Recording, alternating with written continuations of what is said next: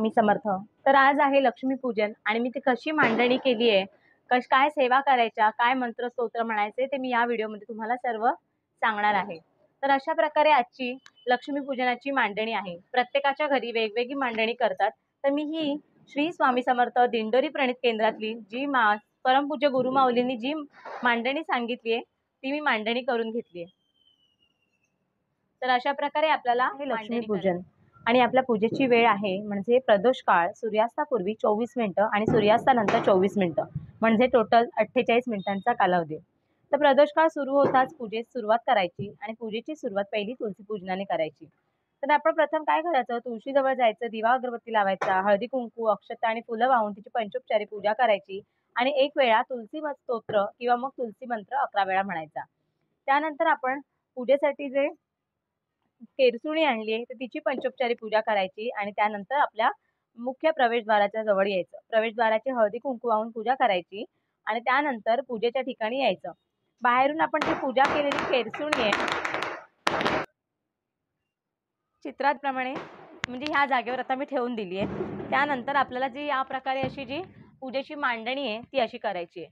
तर पहिलं काय करायचं, सर्वप्रथम आपण काय करायचं, देवघरातले श्री स्वामी समर्थ महाराजांच्या सगळ्यात आधी काय करायचं, आपली जी देवघरातले स्वामी समर्थ महाराजांचा फोटो आहे किंवा मूर्ती आहे तर त्यांची पूजा करायची आणि स्वामी स्तवन म्हणायचं. त्याच्यानंतर एक माळ श्री स्वामी समर्थ जप करायचा.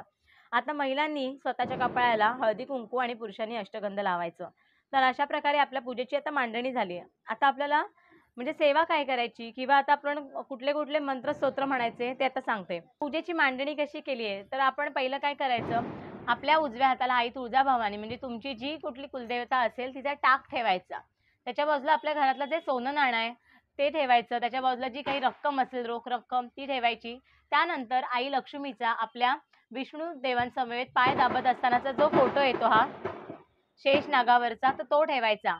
त्याच्यानंतर पुढे आता इथे श्रीयंत्र ठेवायचं. जर तुमच्याकडे श्रीयंत्र नसेल तर आपण जी कोजागिरी पौर्णिमेला पूजा केली ना रात्री 12 नंतर तर त्या ह्या 2 ज्या सुपाऱ्या असतात त्या ठेवायच्या. तर ह्या माझ्या 3 वर्षापूर्वीच्या सुपाऱ्या आहेत. सुपाऱ्या चांगल्या आहेत म्हणून मी अजून त्या बदलल्या नाहीत.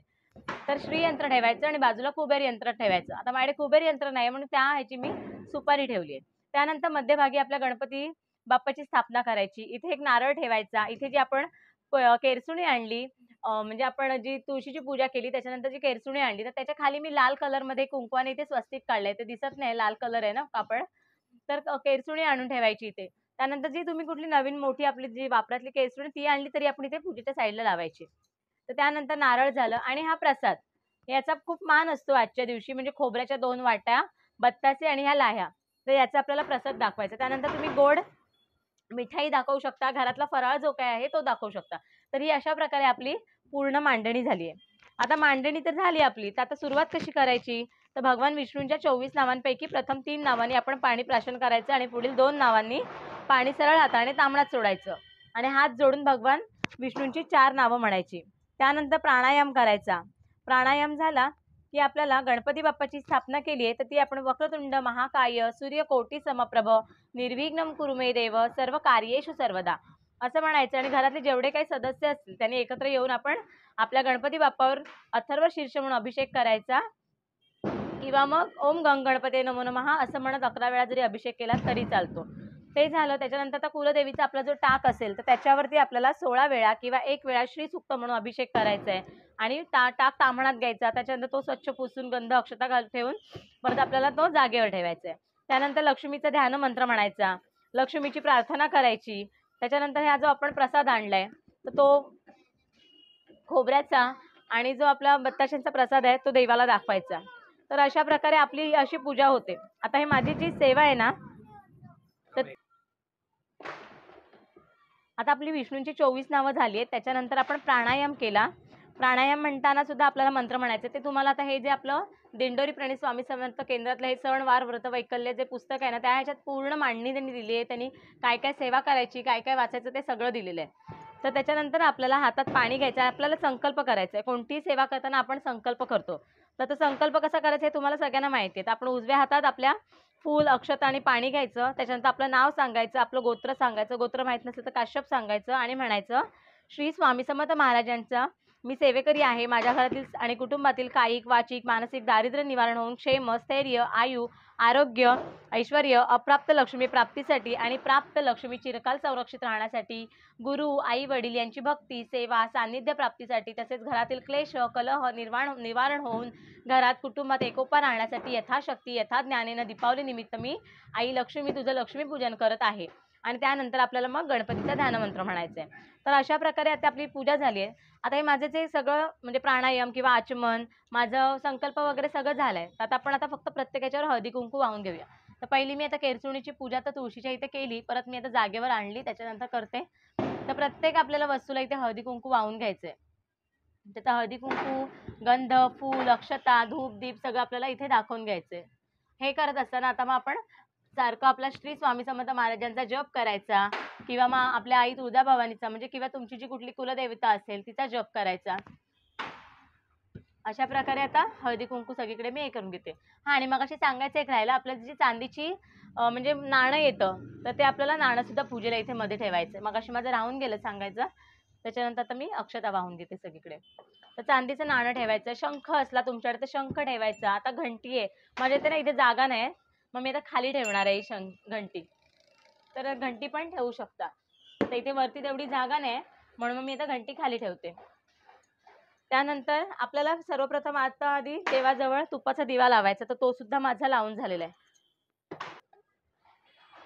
तर अशा प्रकारे आणि मी इथे सुद्धा आता तुपाचे 2 दिवे लावून घेतले. ह्या घरीच बनवलेल्या तुपाचे दिवे आहेत. म्हणजे जे आपलं आपण तूप हे करून मेल्ट करून मी बनवलेत घरातच. आता मी फुलं वाहून घेते. गणपतीला जर तुमच्याकडे जास्वंदाचं फूल असेल तर ते वाहून घ्यायचं. त्यानंतर लक्ष्मी देवीला, आपल्या कुलदेवीला पिवळं फूल असेल तर ते वाहून घ्यायचं. इथे सोन्याचं चांदीचं जे नाणं आहे त्याला इथे मी फूल घेतलंय वाहून. असं प्रत्येक जे आपण देवाचं वस्तू हे ठेवलं, देव ठेवले, तर त्या प्रत्येकाला आपल्याला तर इथे फुलं वाहून घ्यायचे. श्री श्री स्वामी समर्थ, श्री स्वामी समर्थ, श्री स्वामी समर्थ, श्री स्वामी समर्थ, श्री स्वामी समर्थ, श्री स्वामी समर्थ, श्री स्वामी समर्थ. तर अशा प्रकारे आता आपली फुलं वगैरे वाहून झाली आहेत.